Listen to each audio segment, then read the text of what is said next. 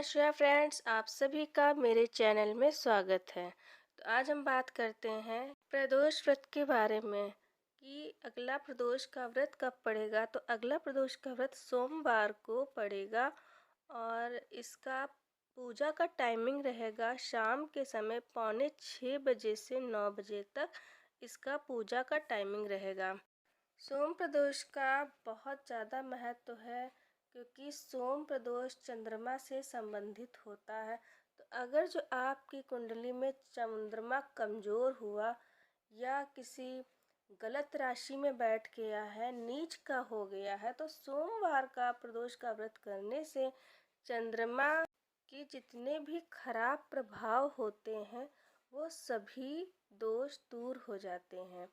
जैसे कि चंद्रमा शनि के साथ बैठा है तो विष योग बनता है, और चंद्रमा अगर जो राहु के साथ बैठता है तो ग्रहण योग का निर्माण होता है, जो कि अच्छा योग नहीं माना जाता है। तो सोमवार का प्रदोष का व्रत रहने से कुंडली में चंद्रमा की स्थिति मजबूत होती है। ऐसी भी मान्यता है कि अगर जो कोई भी मनुष्य विधि विधान से सोम प्रदोष का व्रत रखता है तो उसके जीवन के सभी दोष रोग शत्रु दूर हो जाते हैं और उससे सुख संपत्ति और सौभाग्य की प्राप्ति होती है। तो सोम प्रदोष का व्रत करने वाले हर साधक पर भगवान शिव की कृपा बरसती है। और अब बात पूजा की करते हैं कि पूजा किस विधि से करें। तो सोम प्रदोष के व्रत में सफ़ेद रंग के पुष्प, बेलपत्र, शमी पत्र विशेष रूप से चढ़ाएं और काले तिल भी चढ़ाएं। और बेलपत्र ऐसे चढ़ाएं कि एक दिन पहले ही बेलपत्र तोड़ ले या तुड़वा लें और उसको रात में गंगा जल में भिगोकर रख दें, और सुबह में उसको अच्छे से साफ करके बेलपत्र को उसमें अष्टगंध, चंदन और रोली से तीनों को मिक्स करके ओम लिखें या ओम नमः शिवाय लिखें या राम लिखें। तो ऐसा करने से भगवान शिव की विशेष कृपा प्राप्त होती है। और अब हम कथा की बात करते हैं और ये जानते हैं कि सोम प्रदोष व्रत की कथा क्या कहती है।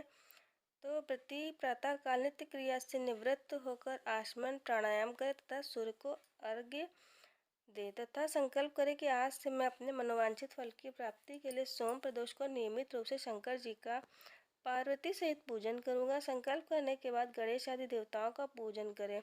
मैंने अपनी हर वीडियो में वैसे ही बताया है कि संकल्प का विशेष महत्व होता है। कोई भी व्रत करते हैं आप तो संकल्प अवश्य ही पढ़ें। शिव पार्वती का विधि विधान से पूजन करें तथा ओम उमा सहिताय शिवाय नमः इस मंत्र का 108 बार जप करें।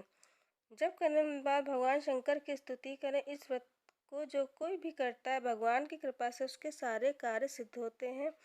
रोगी को रोग दूर हो जाता है, निर्धन को धन की प्राप्ति, विद्यार्थी को विद्या एवं संतान चाहने वालों को संतान का लाभ होता है। यदि कोई राजा इस व्रत को करता है तो उसके राज्य में प्रजा सभी प्रकार से सुखी रहती है तथा महामारी अकाल आदि का भय नहीं रहता। शत्रुओं का नाश हो जाता है और वह राजा तथा जो कोई भी व्रत को करता है पार्वती जी की कृपा से दीर्घायु को प्राप्त करता है तथा अंत में भगवान शंकर के परम धाम को प्राप्त करता है। निसंतान बनिया की कथा। प्राचीन काल में धन से युक्त एक वैश्य था, किंतु उसके एक भी संतान न थी, जिससे वह सदैव अत्यंत दुखी रहता था। वह वैश्य प्रत्येक सोमवार को शिव जी का पूजन एवं व्रत करता था। भगवान का भोग लगाकर वह अपनी पत्नी से प्रसाद स्वरूप भोजन करता था। उसकी भक्ति को देखकर पार्वती जी ने शंकर जी से कहा, यह वैश्य अत्यंत भक्तिपूर्वक आपकी पूजा करता है, अतः आप इसके दुख को दूर कर इसे संतान प्राप्त होने का वरदान दें।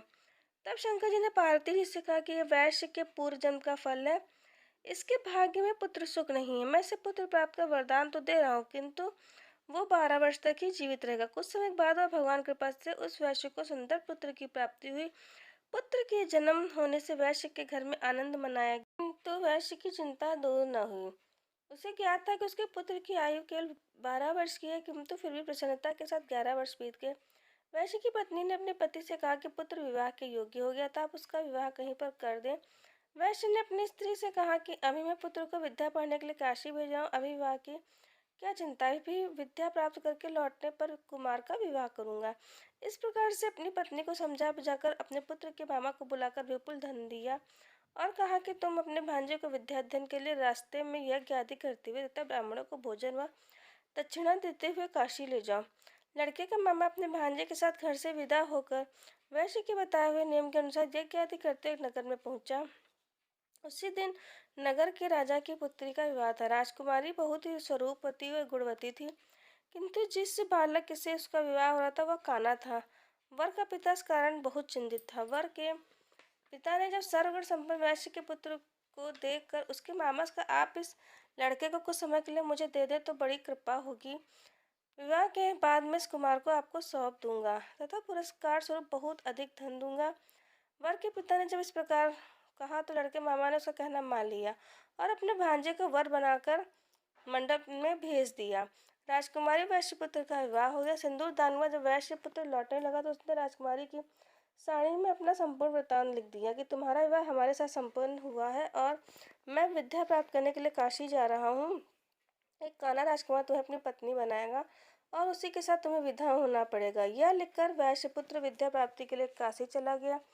जब राजकुमारी विदा होने लगी तो उसने अपनी साड़ी पर लिखे हुए शब्दों को उसे पढ़ा और राजकुमार के साथ विदा होने से इनकार कर दिया और कहा, है मेरा पति नहीं, मैं इसके साथ नहीं जाऊंगी। मेरा पति वैश्य कुमार है जो विद्या प्राप्त करने के लिए काशी गया हुआ है। कन्या के माता पिता वर पक्ष की ओर से हुए छल को देखकर अत्यंत दुखी हुए, राजकुमारी को विदा नहीं किया। उधर वैश्य कुमार काशी पहुंचकर विद्याध्ययन करने लगा तथा उसके मामा ने यज्ञ करना शुरू कर दिया। जिस दिन 12 वर्ष पूरे हुए लड़के ने कहा कि आज कुछ शारीरिक कष्ट है अतः मैं आराम करूंगा। ऐसा कहकर लड़का अपने बिस्तर पर जाकर लेट गया और मर गया। थोड़ी देर बाद जब मामा ने आकर देखा भांजे को मरा पाया तो इसके कारण बहुत दुखी हुआ, किंतु यज्ञ के भंग हो जाने से डर से चुप बना रहा। यज्ञ की पूर्णाहुति होने के बाद जब सभी लोग वहां से चले गए तब तो उसने बड़े जोर से रोना शुरू किया। दैव योग से शिव पार्वती उधर से कहीं जा रहे थे। पार्वती जी ने शिव जी से कहा कि कोई ऐसा करुण क्रंदन कर रहा है, वहां चलकर देखना चाहिए। पार्वती जी के कहने पर शंकर जी वहां पर गए और जहां पर वैश्य रो रहा था तथा बालक मरा हुआ पड़ा था। पार्वती जी ने कहा, तो वही बालक है जो आपके व्रत के प्रभाव से उत्पन्न हुआ था। इसी जीवन दान दे ताकि इसके परिवार वालों का दुख दूर हो जाए और सुख की प्राप्ति हो। शिव जी ने कहा, इस बालक की आयु पूरी हो चुकी, किंतु आपके कहने से मैं इसे जीवित एवं दीर्घायु किए देता हूँ। ऐसा कहकर उन्होंने उस मृत बालक को जीवन दान दिया तथा स्वयं अपने लोक को चले गए। कुछ दिन बाद बालक समस्त विद्या में निपुण हो गया और अपने मामा के सहित अपने नगर को चल दिया। मार्ग में उसी नगर में फिर रुका जहाँ पर उसका विवाह हुआ था। वहाँ पर उसने यज्ञ किया तथा ब्राह्मणों को भोजन कर फिर दक्षिणा दी। राजा को यह समाचार मिलने में देर न लगी। काशी से विद्या प्राप्त करके एक वैश्य पुत्र लौटा है और वह यज्ञ आदि कर रहा है। यह सुनकर राजा स्वयं वहीं पर गया और अपने दामाद को देखकर बहुत ही खुश हुआ और उसे अपने घर ले गया तथा कुछ समय बाद अपनी पुत्री के सहित उसको विदा कर दिया। वैश्य कुमार अपने मामा व पत्नी के साथ अपने नगर गया और अपने माता पिता के साथ सुखपूर्वक रहने लगा। उसके माता पिता ने भी नियम पूर्वक सोम प्रदोष का व्रत करके अपने अल्पायु पुत्र को दीर्घायु बना दिया। अतः जो कोई भी सोम प्रदोष को व्रत करता है, पवित्र कथा को सुनता है, उसके समस्त कष्ट व पाप नष्ट हो जाते हैं तथा समस्त मनोकामनाएं पूरी होती हैं। ओम नमः शिवाय। जय भोलेनाथ। अगर जो आपको इस वीडियो में दी गई जानकारी अच्छी लगी हो तो चैनल को सब्सक्राइब करें, लाइक कर दें और शेयर कर दें। Thank you.